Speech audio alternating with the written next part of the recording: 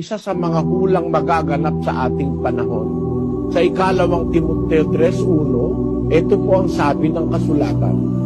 Datapwat alamin mo ito, na sa mga huling araw ay darating ang mga panahong mapanganib, sapagkat ang mga tao'y magiging maibigin sa kanilang sarili, maibigin sa salapi, mayayabang, mga mapagmalaki, mapagtungayaw, masuwayin sa mga magulang, mga walang pasalamat, mga walang kabanalan, walang katutubong pag-ibig, mga walang paglulubag, mga palabintangin, mga walang pagpipigil sa sarili, mga mabangis, hindi mga maibigin sa mabuti, mga lilo, mga matitigas ang ulo, mga palalo, mga maibigin sa kalayawan kaysa mga maibigin sa Diyos, na may anyo ng kabanalan, datapwat tinanggihan ang kapangyarihan nito, lumayo ka rin naman sa mga ito.